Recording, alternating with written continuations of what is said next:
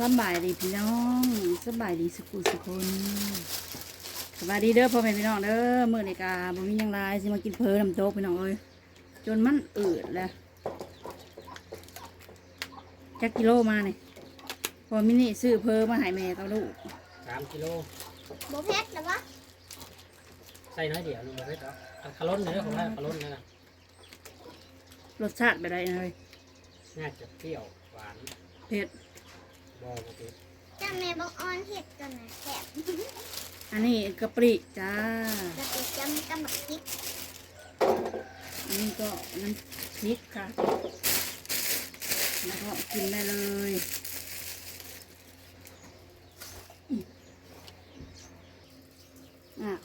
ระวังขาส่งเลย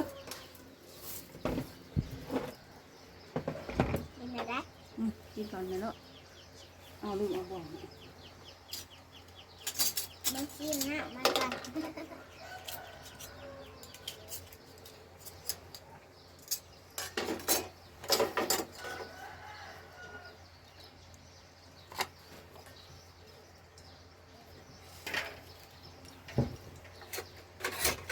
เราแบ่งไว้ให้ย่านะ เลี้ยว 3 คนของเราตัวเดียวคุ้มมาก เอา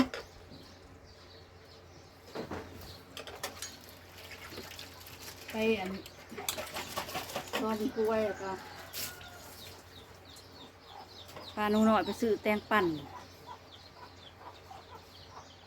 แกตะลุบมาแล้วก็ให้กับมานี่แหละน้อย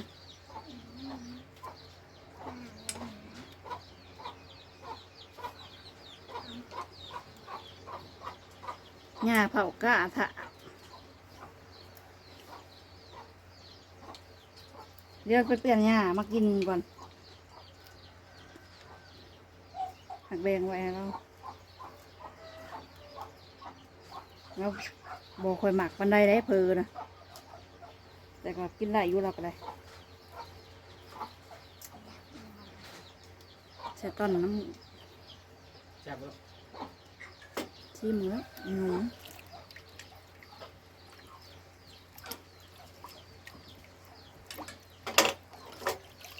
ข้างเอาพักอันข้าวทองไปกินกับลองไปก่อน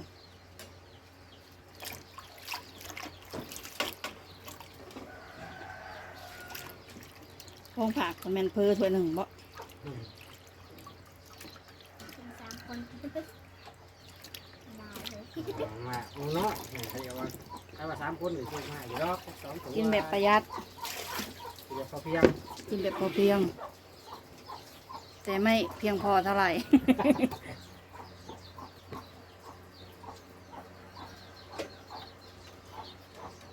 เดี๋ยวลายน้ำเลยลงจิบก่อนแป๊บนึง ค่ากล้องพราคือเสี่ยวเลยนี่หน่อย ที่เป็นแบบนี้ มืดบ่จักกล้องก็ได้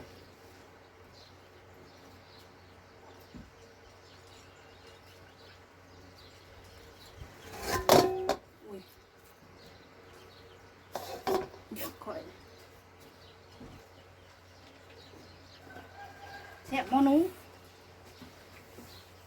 แสบ มาเด้อพี่น้องกินกันเด้อเฮ้ยลมฮ้อน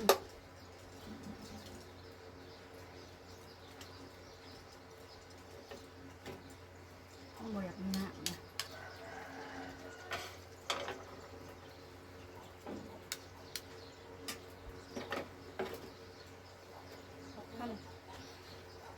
พอดีทำเอามา2 ถ้วยบ่เบิด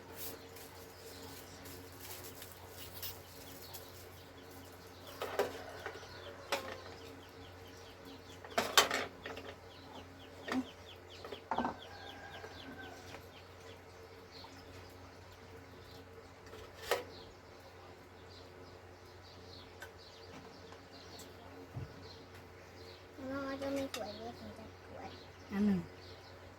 ประเทศห้องประเทศขีดเอาเป็นไหม รอบสวยตอนนี้ก็10 โมงกว่าแล้ว ฮะ แซ่บเลยฮะอื้อหือพอดีกับจับหมูหมัก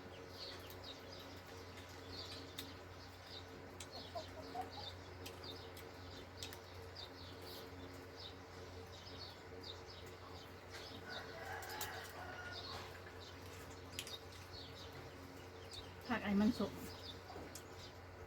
ลอง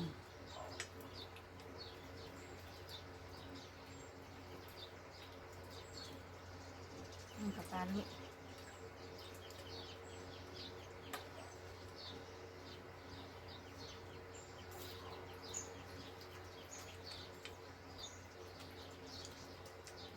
ลงอ่ะ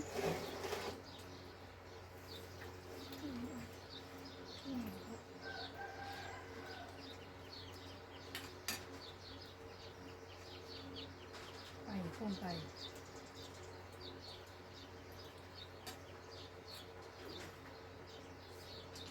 เตรียมตกถ้วยละ30 บาท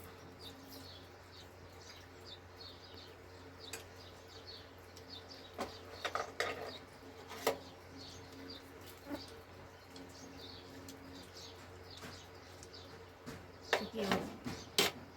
ะกินซองในลูกก็เลยขอไปธุระก็เลยให้ไปซื้อมาให้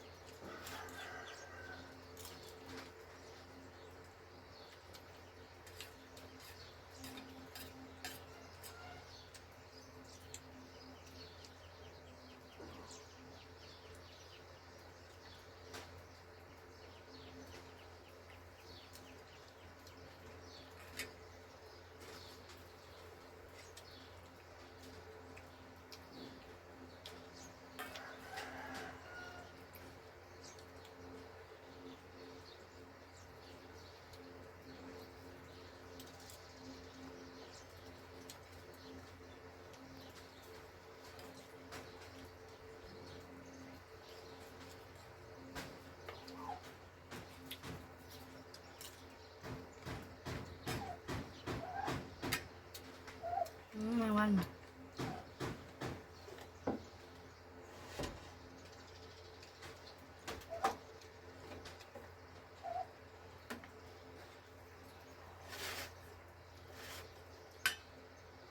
แกะบอกว่าตัก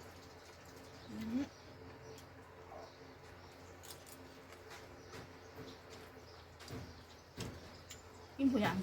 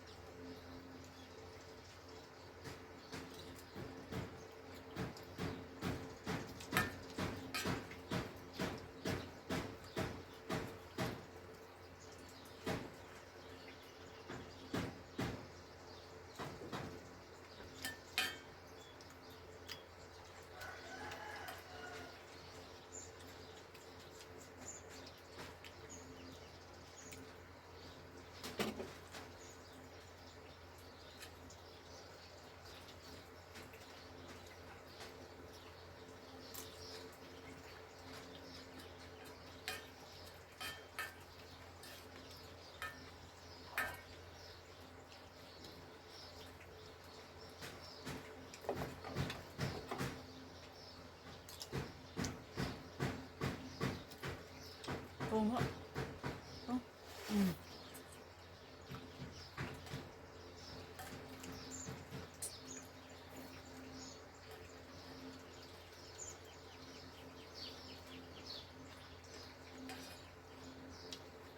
เล่น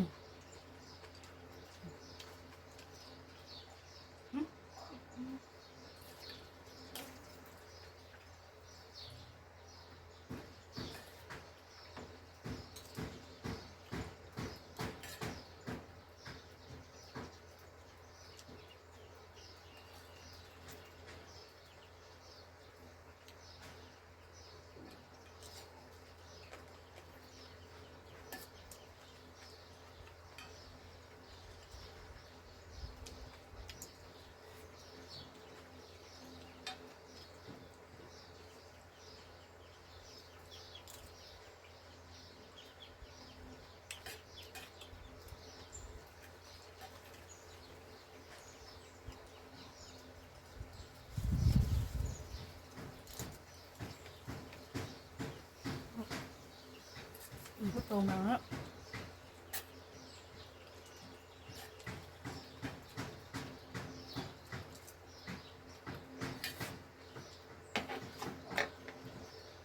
กินแบบ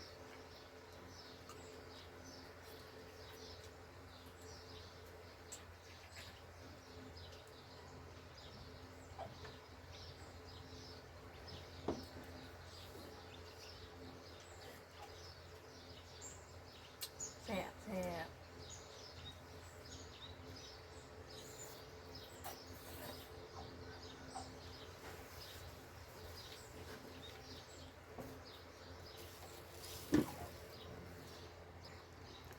สำหรับคลิปนี้เอาไว้สำนีก่อนเด้อพี่น้องฝากกดไลค์กดแชร์กดติดตามหน่อยเด้อฝากเป็นกำลังใจให้หนูหน่อยแน่พบกันคลิปต่อไปพี่น้องเอ้ยสบายดี